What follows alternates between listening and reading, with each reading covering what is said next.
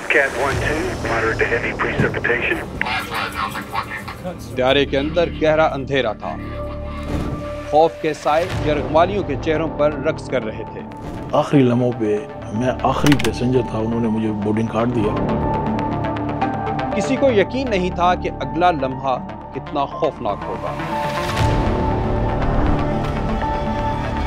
एक साबिक ऑफिसर अपनी सीट में सर झुकाए आंखें मूंदे बैठा था। उसने अपने हाथों की मुट्ठियां सख्ती से दबा रखी थी, जैसे वो खुद को किसी अनजाने तूफान के लिए तैयार कर रहा हो। अचानक हाईजैकर के ताकतवर हाथों ने उसे झटके से खींच लिया। ये सीन मैं जी कभी जिंदगी में नहीं भूलूंगा। वो ले गए क्योंकि मेरे से अभी थोड़ी देर पहले मुझसे बात कर रहे थे। वो मुज़ाहमत करना चाहता था, मगर ये बेसूद था। उसे घसीटकर त्यारे के सामने ले जाया गया और उसे बेदर्दी से तशद्दुद का निशाना बनाया गया। हर वार के साथ उसके जिस्म से जैसे जिंदगी छिनती जा रही थी। वहाँ ले गए, चले गए अंदर। अंदर क्या हुआ ये बाद में पता चला जी कि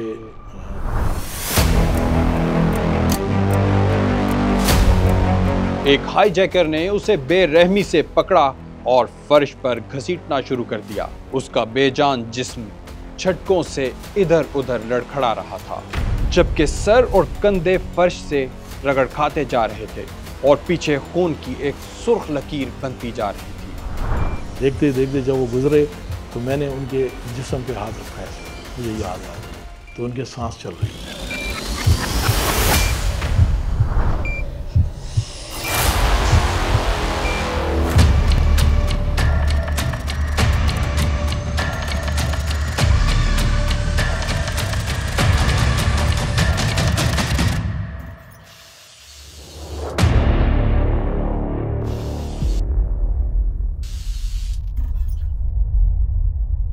ये कोई आम हाईजैकिंग नहीं थी। ये पाकिस्तान की तारीख का वो सनसनीखेज मोड़ था जिसने सफारती ईवानों, खुफिया एजेंसियों और आलमी सियासत में जलजला बर्पा कर दिया।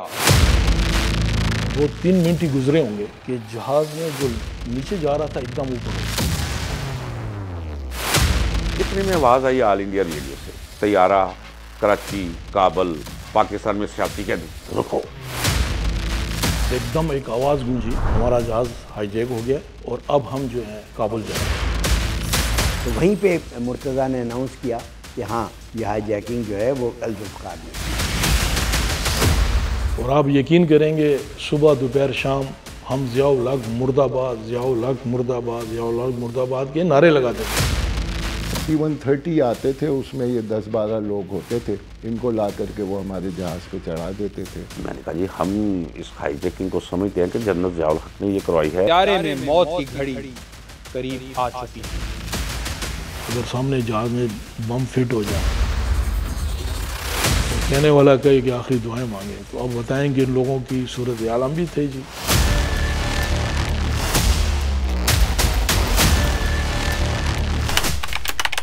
2 मार्च 1981 PIA की परवाज PK 326 कराची से पेशावर के लिए रवाना हुई, मगर चंद ही लम्हों में यह सफ़र खौफ और सस्पेंस की एक ऐसी कहानी में बदल गया जिसके किरदार आज भी पर्दों के पीछे छुपे हैं। हाईजैकर्स ने त्यारे को अफगानिस्तान ले जाकर 13 दिन तक मुसाफिरों को यरगमाल बनाए रखा, मगर सवाल यह है कि असल मंसूबा क्या था, ये साजिश कहां बनी और सबसे बढ़कर इसके पीछे कौन था। इस कहानी में अफगानिस्तान, शाम, सोवियत यूनियन, अमेरिका और मशरिक वस्ता के कई मुमालिक किसी न किसी मरहले पर शामिल रहे और हर मोड़ पर एक नया राज खुलता गया। मुसाफिरों पर क्या बीती, मुज़ाकिरात के दौरान क्या चालें चली गईं और इस हाईजैकिंग ने पाकिस्तान की सियासत, इंटेलिजेंस नेटवर्क्स और बैनुल-अक़वामी ताल्लुकात को कैसे हिला कर रख दिया। ये महज एक वाक़या नहीं बल्कि एक धमाका खेज साजिश या शायद एक तहरीक थी जिसके कई पहलू आज भी मुकम्मल तौर पर सामने नहीं आए। मैं वो हैरानकुन और एक्सक्लूसिव हकाइक सामने ला रहा हूं जो आपने शायद पहले कभी ना सुने।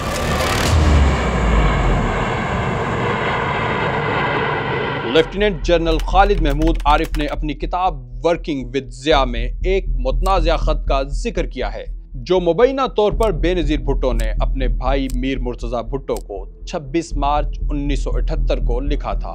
ये वो वक्त था जब साबिक वज़ीर आज़म जुल्फ़कार अली भुट्टो की सजाए मौत करीब नजर आ रही थी और उनके बेटे मीर मुर्तज़ा और शाहनवाज भुट्टो अपने वालिद को बचाने के लिए सरगर्म हो चुके थे।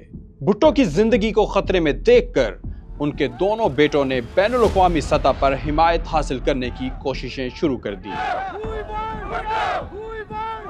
जनरल आरिफ के मुताबिक इसी पसे मंजर में बेनज़ीर भुट्टो ने अपने भाई को एक खुफिया खत लिखा, जो बाद में भुट्टो खानदान की लाड़काना में वाक़िया रिहाइशगाह से बरामद हुआ। यह खत जेल की सलाखों के पीछे कैद भुट्टो की हिदायत पर लिखा गया था। बेनज़ीर भुट्टो ने अपने भाई को हिदायत दी, बाकी बच्चों को मत बताना, लेकिन सुप्रीम कोर्ट गालिबन मौलवी मुश्ताक के फैसले की तौसीक करेगी और उसे फौरी तौर पर नाफिज करने की कोशिश करेगी ताकि बैरूनी दबाव नामुमकिन हो जाए। हमारे गैर मुल्की दोस्तों को इस बारे में आगाह कर दो। हमें फौरी तौर पर मुतहरिक होना होगा, वक्त बहुत कीमती है। इन्होंने मजीद लिखा कि मीर मुर्तज़ा को अमेरिका जाकर सियासी असर और रसूख इस्तेमाल करना चाहिए। Kennedy, Galbraith, Kissinger, Nelson Rockefeller, George Bush, David Crock के जरिए कुछ काम करो। गलब्राइट और कैनेडी तुम्हें माकूल सेनेटर से राब्ते में ला सकते हैं। साथ ही उन्होंने मोहतात रहने की हिदायत भी दी। बराहे करम घर को अमेरिका ना ले जाना, उसे तुम्हारे राब्तों के बारे में कुछ मालूम नहीं होना चाहिए। ये खत अगर वाकई बेनज़ीर ने लिखा था तो ये जाहिर करता है कि भुट्टो खानदान बैरूनी हिमायत हासिल करने के लिए सरगर्म था। ताहम इस खत की सदाकत पर सवालात उठते रहे हैं। क्या ये वाकई बेनज़ीर भुट्टो की तहरीर थी या ज़िया हुकूमत की तरफ से घड़ी गई एक कहानी? ये सवाल आज भी तारीख के औराक में मौजूद है। जुल्फ़कार अली भुट्टो की सजाए मौत के खदशे ने उनके बेटों मीर मुर्तज़ा भुट्टो और शाहनवाज भुट्टो को मुतहरिक कर दिया। यूरोप में रहते हुए मीर मुर्तज़ा ने पीपल्स लिबरेशन आर्मी के नाम से एक खुफिया तंजीम कायम की, जिसका मकसद फौजी हुकूमत पर दबाव डालकर अपने वालिद की रिहाई मुमकिन बनाना था। बाद में यह तंजीम अल जुल्फ़कार ऑर्गेनाइजेशन के नाम से जानी गई और इसने लिबिया और अफगानिस्तान में अपनी सरगर्मियां शुरू की, जहां नौजवान कारकुन हुकूमत मुखालिफ सरगर्मियों में मसरूफ हो गए। भुट्टो ब्रादरान ने अस्करी तरबियत कहां से हासिल की, ये दिलचस्प कहानी आप आगे जाकर सुनेंगे।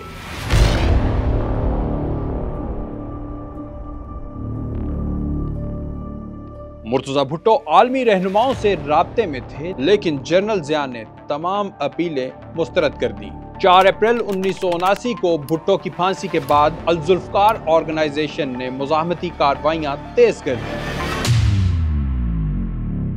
तंजीम ने ज़िया हुकूमत के खिलाफ हथियार उठाने का फैसला किया और ये तंजीम पाकिस्तानी रियासत के लिए एक नया सिक्योरिटी चैलेंज बन गई।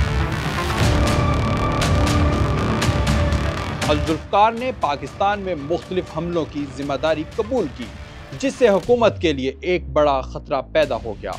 सिक्योरिटी इदारे इस तंजीम के खिलाफ मुतहर्रिक हुए और यूं एक तवील और खूनी तसादुम का आगाज हुआ, जिसने पाकिस्तानी सियासत पर गहरे असरात मुरतब किए।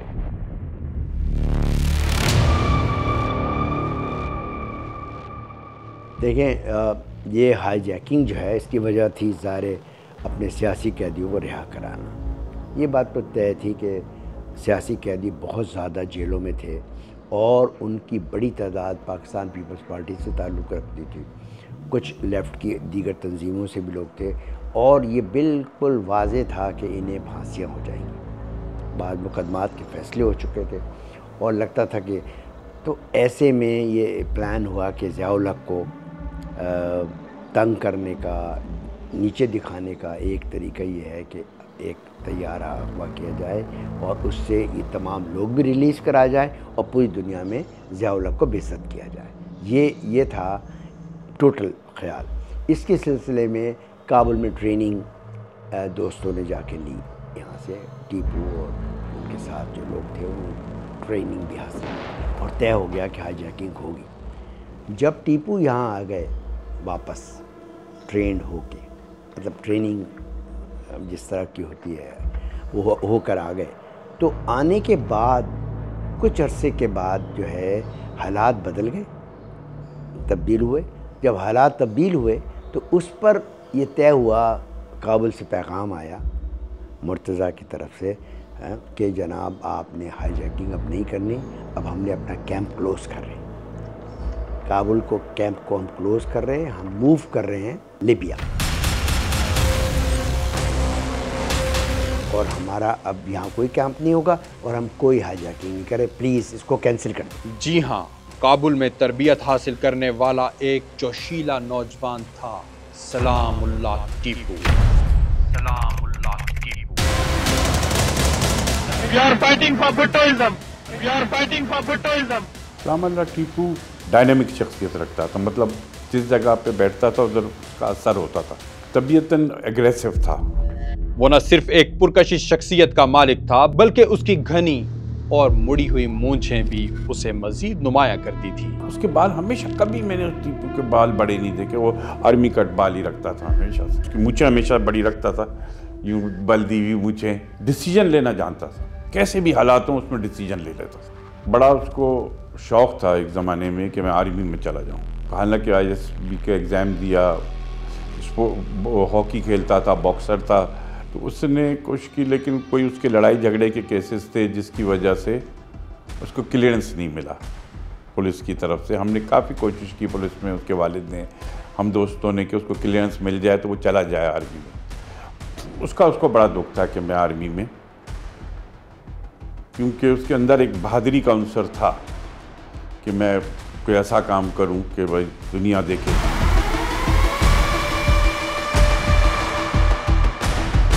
आज की कहानी में शायद आप सबसे ज्यादा दिलचस्पी इसी किरदार में लेंगे, क्योंकि इसकी जिंदगी कई गैर मामूली मोड़ लेती है। वो अच्छे काम करना चाहता था, लेकिन फिर वो शायद गलत हाथों में इस्तेमाल हो गया, तो उसने ऐसा काम कर दिया जो नहीं करना चाहिए था।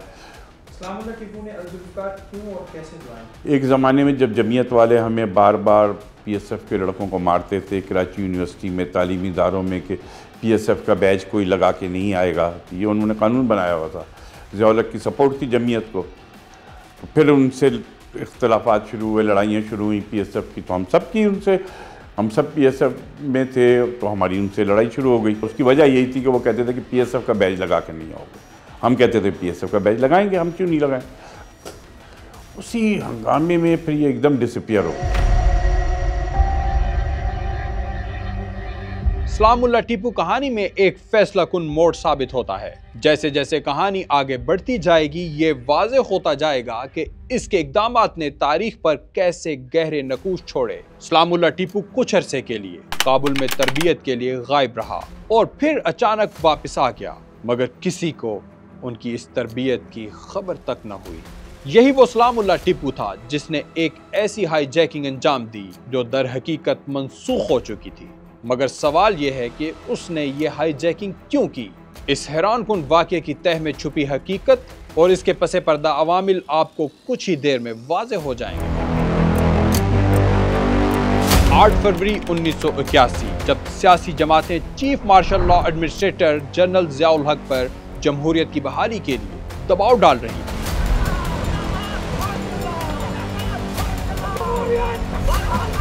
उस वक्त मुल्क भर में कॉलेजेस और यूनिवर्सिटियां बंद थीं, मगर कराची यूनिवर्सिटी खुली थी। इसी दौरान मोहतरमा बेनज़ीर भुट्टो ने PSF के सेक्रेटरी जनरल अकरम कायम खानी को कराची यूनिवर्सिटी बंद करने का हुक्म दिया।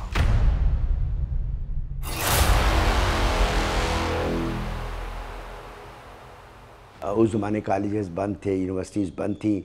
तो बीबी ने मुझे कहा कि पूरे पाकिस्तान के तालीमी इदारे बंद हैं, कायम खानी भी कराची यूनिवर्सिटी खुली हुई है। तो मैंने बीबी को कहा, बीबी हमें तो आइडिया नहीं था, अगर आप कहती हो तो हम कराची यूनिवर्सिटी तो हम कल बंद कर देंगे। हमने ऐलान किया कि भाई हम कल एक मुज़ाहरा करेंगे और हमारा प्रोग्राम ये था कि यूनिवर्सिटी से हम पॉइंट्स को अगवा करेंगे और उन्हें गुरुमंदिर ले जाएंगे और वहाँ पे हंगामेबाजी करेंगे, तो अगले दिन खुद ही यूनिवर्सिटी बंद हो जाएगी, क्योंकि ऐसा ही होता है। यूनिवर्सिटी को बंद करने की हिकमत अमली मुकम्मल तौर पर तैयार थी, मगर एक मुतवक्का वाक़े ने पूरे मंजर को यकसर बदल कर रख दिया। एडमंड ब्लॉक के सामने एक सरकारी फौजी जीप आकर रुकती है। गाड़ी से एक बावर्दी फौजी ऑफिसर उतरता है, उसके साथ ड्राइवर भी मौजूद था। वो सीधा एडमिनिस्ट्रेशन ऑफिस की तरफ बढ़ता है। मकसद सिर्फ अपनी बेटी का दाखिला करवाना था, मगर उसे अंदाजा नहीं था कि ये मामूली सा अमल एक बड़े तूफान को जन्म देने वाला है। अभी हम लॉबी में जमा ही हुए थे इस सिलसिले में। हमारे जॉइंट सेक्रेटरी था प्रोग्रेसिव फ्रंट का शहाब ने भागता हुआ शहाब मेरे पास आया। उसने आके कहा कि कायम खानी जो है हमारा तो काम बन गया है, क्योंकि एक जीप आर्मी की जो है वो यूनिवर्सिटी कैंपस में आ गई। उस ज़माने में रिवाज ये था, ना पुलिस वर्दी में, ना ही कोई फौजी तो सवार ही नहीं होता है। पुलिस तक भी वर्दी में हमारी यूनिवर्सिटी में नहीं आ सकती कराची यूनिवर्सिटी। आज जो आप कराची यूनिवर्सिटी देखते हैं उसके उस ज़माने में कोई पुलिस वाला भी वर्दी में नहीं आ सकता था यूनिवर्सिटी में। और वो वहाँ फौजी साहब आ गए, वो बमाए वर्दी के थे। उन्होंने ला के अपनी जीप एडमिनिस्ट्रेशन ब्लॉक के नीचे खड़ी की और ऊपर चले गए अपनी बेटी का दाखिला कराने मेजर साहब। मार्शल लॉ के खिलाफ गुस्सा पहले ही तलबा के दिलों में दहक रहा था, और ऐसे में एक फौजी ऑफिसर का यूं यूनिवर्सिटी में दाखिल होना जलती पर तेल का काम कर गया। जैसे ही तलबा को खबर मिली तो एक हलचल मच गई, नारे बुलंद होने लगे, मजमा इकट्ठा हो गया और फिर वो लम्हा आया जिसने सब कुछ बदल कर रख दिया। फिर क्या हुआ, सुनिए इस कहानी की सनसनीखेज तफसील। अब जब ये लड़के भाग के आए और उन्होंने कहा कि भाई ये तो बहुत अच्छा हो गया, तो हमने अनाउंस किया कि चलो हम जुलूस जो है हम लेके वहाँ से लोग हम चले जीप की तरफ। और नारे लगाते हुए हम गए और जीप के गिर्द घेरा लगा लिया सब ने कि भाई। और वो जो बेचारा ड्राइवर था जो सिपाही, उसको हमने कहा आप जाएं, वो चला गया। और उसके बाद जो है ये नारे लगते रहे और उसके लोगों में जोश आता गया। और उसके बाद किसी साहब ने जो है वो पेट्रोल कहीं से हासिल किया और पेट्रोल छिड़क दिया जीप।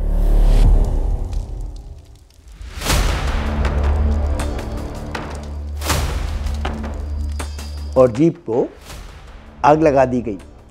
जब जीप को आग लगा दी गई तो बहुत बड़ा वाक़या था ये, मतलब फौजी जीप को माशाल्लाह मुल्क में लगा हो। जीप जलाने की खबर जंगल की आग की तरह फैल गई। इन दिनों जमात इस्लामी की ज़ैली तंजीम जमीयत पर इल्ज़ाम था कि वो ज़ियाउल हक की बी टीम के तौर पर काम कर रही है। अकरम कायम खानी के बयान के मुताबिक जमीयत के कारकुनों ने इन्हें और इनके साथियों को पकड़कर शदीद तशद्दुद का निशाना बनाया। हमारे को लोग उस वक्त तक ज़्यादा जमा नहीं हुए थे। ये जो मॉब था मेरे ख्याल में हार्डली 150 लोगों का मॉब था। और इतने में जमीयत के जितने थंडर स्क्वाड जो कहलाता था वो जमा हो गया। उन्होंने आके मुझ पे अटैक कर दिया। इन लोगों ने मिल के जो है वो मुझ पे अटैक कर दिया और मुझे मारा। और उसके बाद मुझे ये ले करके वहाँ चले गए। उसमें जो है एक जगह पे कमरा जो वही एडमिनिस्ट्रेशन साथ ही कमरा था उसमें बंद कर दिया और पुलिस को और फौज को वगैरह को इतला कर दी। उस समय फ़ोन वोन तो होते नहीं थे मोबाइल कि इतला कर देते फ़ोन। टीपू साहब जो हैं वो उनको इतला मिली बाद में। अच्छा, मुझे ही अरेस्ट करके ले गए गुलशन इकबाल थाने में। पुलिस आई और ले गई। और उसके बाद जो है टीपू को पता चला तो टीपू ने अगले दिन जो है वो मेरा बदला लेने के लिए कि हमारे जनरल सेक्रेटरी को, हमारे लीडर को किसने मारा, वो अंदर आया, वो अपने गैंग लेके आया। और फर्स्ट टाइम जो है यूनिवर्सिटी में उसके बाद ये पहली मर्तबा ये हुआ कि क्लैशनकॉव, मैगरॉफ और ये नहीं होते जो ग्रेनेड उनके साथ वो अटैक करने आ गए हमारे टीपू। 26 फरवरी 1981 की दोपहर तकरीबन 12:30 बजे सलामुल्लाह टीपू अंधाधुंध फायरिंग करता है।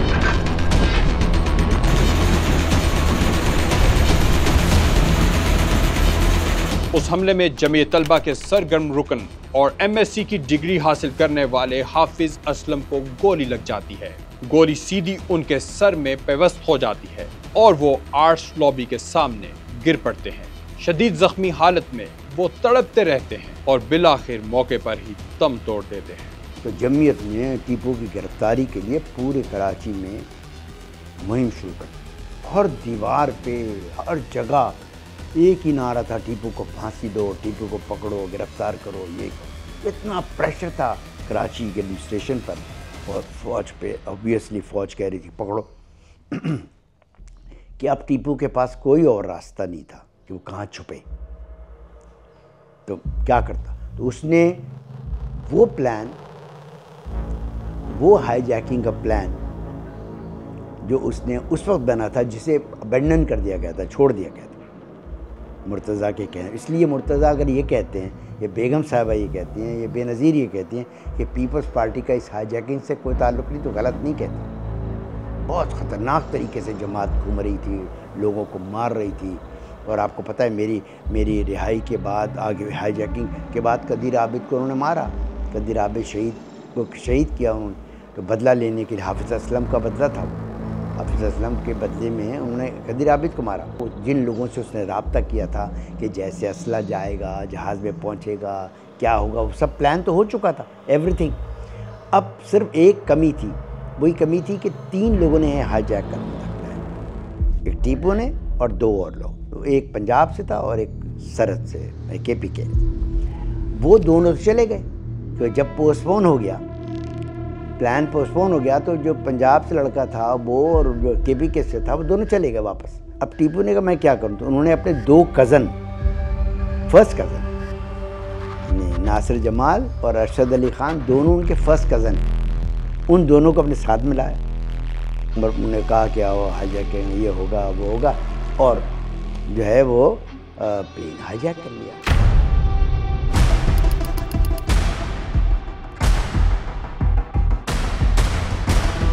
और वो प्लान बिल्कुल फुल प्रूफ था, मतलब बहुत अच्छा प्लान था, और वो हो गया और हाईजैकिंग हो गई। ये थी वो बुनियादी वजह जिससे ये वाक़या हुआ।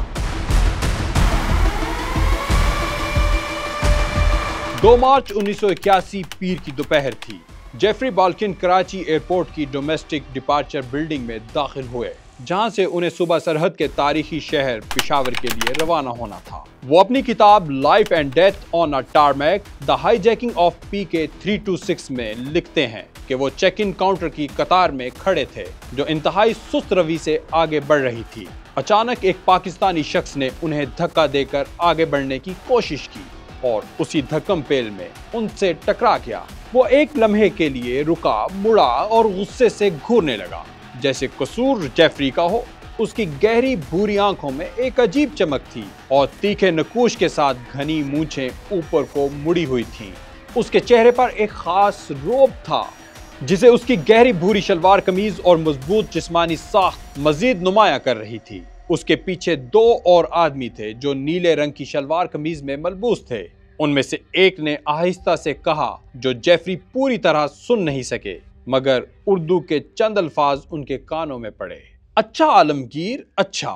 ये वो लम्हा था जब जेफरी को अंदाजा भी न था कि वो एक खतरनाक कहानी का हिस्सा बनने वाले हैं।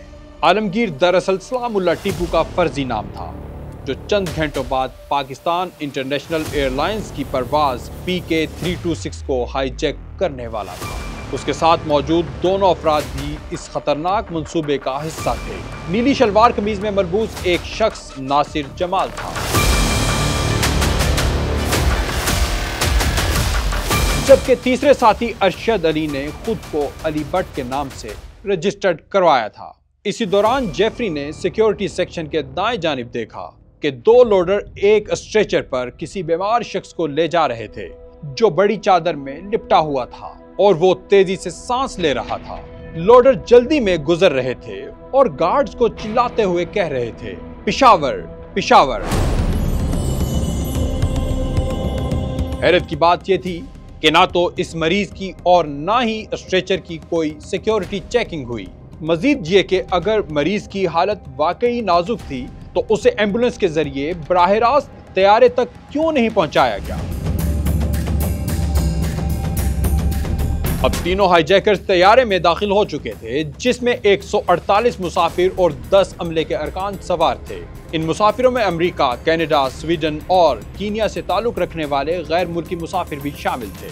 इस तैयारे में आबिद खान भी सफर कर रहे थे, जो कराची से पेशावर अपनी वालिदा से मिलने जा रहे थे। आखिरी लम्हों पे मैं आखिरी पैसेंजर था, उन्होंने मुझे बोर्डिंग कार्ड दिया और मैं जहाज़ की सीढ़ियों में पहुंचा तो वहाँ हमारे दोस्त थे जावेद रज़ा, वो PIA में ट्रैफिक डिपार्टमेंट थे, उनके साथ उनकी वालदा थी। तो वो मेरे बड़े अच्छे दोस्त हैं, क्योंकि जहाँ पेशावर में हमारा गरीब खाना है उनके बिल्कुल सामने वो रहते हैं, करीबी। मैंने उनको कहा, यार जावेद तुम क्यों? कहते यार मैं उम्रा करके आया हूँ वालदा से, तो अभी बस पहुँचे हैं तो हम पेशावर जा रहा हूँ। सब सीटों में बैठ गए। मुझे अच्छी तरह याद है कि मेरी सीट के साथ डॉक्टर सलीम साहब थे, वेरी जेंटलमैन, बड़ा नाइस बंदा जी। बाद में पता चला वो ईरान से आए थे। हमने जैसे टेक ऑफ किया जी, टेक ऑफ करने के बाद मुझे ऐसा महसूस हुआ थोड़ा सा कि जहाज़ लड़खड़ा है टेक ऑफ करने के बाद। तो बाद में पता चला कि शायद कुछ परिंदों का खोल सामने आ गया था और कैप्टन सईद खान थे और जुनैद यूनुस थे, इन्होंने शायद इसको बड़ा सेफली निकाला। मुख्तसर ये कि जी वो जहाज़ फिर रवां दवा हो गया जी। हम बैठे गपशप लगा रहे थे, आ रहे हैं जा रहे हैं, कैबिन क्रू अपना काम कर रहा है, सब जा रहे हैं। तकरीबन शाम के 4 बज रहे थे जब सलामुल्लाह टीपू और उसके साथियों ने जहाज को हाईजैक कर लिया। उसे शिद्दत से इंतजार था कि तैयारा जल्द अज जल्द सरहद के करीब पहुंच जाए, क्योंकि उसे खदशा था कि पाकिस्तानी एयरफोर्स के तैयारे मदाखलत कर सकते हैं।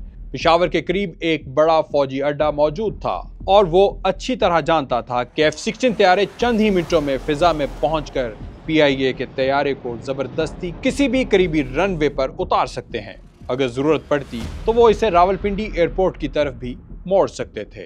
मंसूबा ये था कि तैयारे को काबुल ले जाया जाए, जिसके लिए मजीद 20 मिनट का सफर दरकार था। सलामुल्लाह टीपू जानता था कि अफगानिस्तान की फिजाई हदूद में दाखिल होने में तकरीबन 10 मिनट लगेंगे और इतने कम वक्त में पाकिस्तानी फिजाइया के तैयारे इन्हें नहीं रोक सकते थे। तकरीबन जी मियाँ वाली के करीब हमेशा जहाज़ डिसेंड करता है, नीचे जाता है, अपनी अप्रोच बनाता है ताकि वो पेशावर लैंड कर सके। तो मैं पीछे ही बैठा हुआ था, अचानक ऐसा महसूस हुआ जी कि जो कैबिन क्रू है वो आगे से भागता हुआ आया, वो बड़ा तेज़ी से भाग रहा था। मैं ये समझा कि शायद जहाज़ में आग लग गई कॉकपिट में और ये अपनी जान बचाने के लिए सब पीछे आ रहे हैं। और पीछे आके वो सब के सब पीछे बैठ गए और हम भी परेशान कि हुआ क्या। मेरे साथ एक बंदा था पश्तो स्पीकिंग, पश्तो ने पूछा कि क्या हुआ है। मैंने कहा यार मुझे भी नहीं पता, हो सकता है आग लग गई है क्या, आई डोंट नो। मेरे ख्याल में 2-3 मिनट ही गुजरे होंगे कि जहाज़ में जो नीचे जा रहा था एकदम ऊपर हो गया और एकदम एक आवाज़ गूंजी, शायद कैप्टन सईद खान साहब की थी। मुझे ऐसा महसूस होता है कि उन्होंने कहा जी हमारा जहाज़ हाईजैक हो गया और अब हम जो है काबुल जा रहे हैं।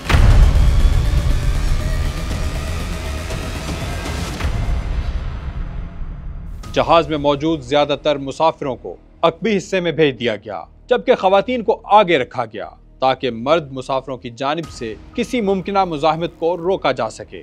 चंद लम्हों बाद तैयारे के इंटरकॉम से एक गहरी आवाज गूंजी। मेरा नाम आलमगीर है, खामोश रहो और ध्यान से सुनो। हम काबुल या तेहरान जा रहे हैं। अगर सुकून से बैठे रहोगे और मेरे अहकामात मानोगे तो तुम्हें कोई नुकसान नहीं पहुंचेगा।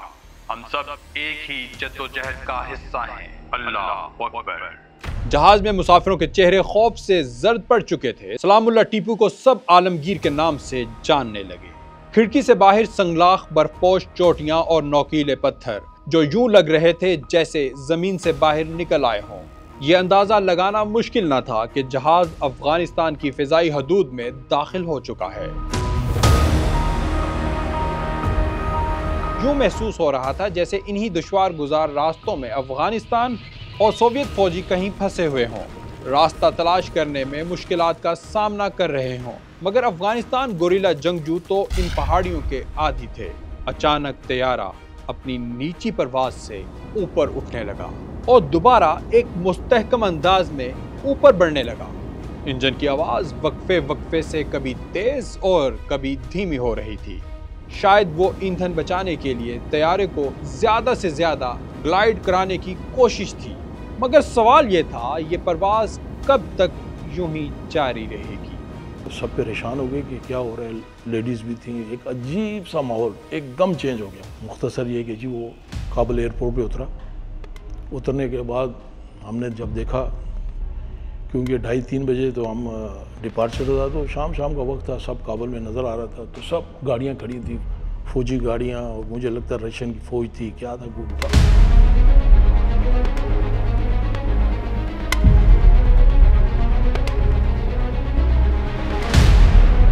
तो जहाज़ को बिल्कुल बेग आखिर में जाके उन्होंने खड़ा कर दिया। और खड़ा करने के बाद उन्होंने बड़ा सीरियसली बस कहा कि जी बस सब खामोश बैठे। उसके बाद इसी दौरान जब जहाज़ के अंदर ही सलामुल्लाह टीपू उन्होंने ऐलान किया कि मैं इस जहाज़ का कमांडर हूँ और मेरा नाम सलामुल्लाह और टीपू उसने कहा, और अब मैंने जहाज़ को अगवा कर लिया है और आप लोगों से दरख्वास्त है कि आप शोर शराबा ना करें और आराम से बैठ रहें। और साथ ही उसने ये भी कहा कि हम 3 बंदे हैं और हमारे साथ 2 बंदे और हैं जो इस जहाज़ के अंदर बैठे, और वक्त आने पर वो भी खड़े हों। यहाँ मुझे सलामुल्लाह टीपू के दोस्त नजमी आलम की वो बात याद आ रही है जब उन्होंने बताया था कि सलामुल्लाह टीपू फैसला करना जानता था। जो शख्स कभी फौज में शामिल होकर मुल्क की हिफाजत करना चाहता था, आज वही अपने वतन का जहाज हाईजैक कर चुका है।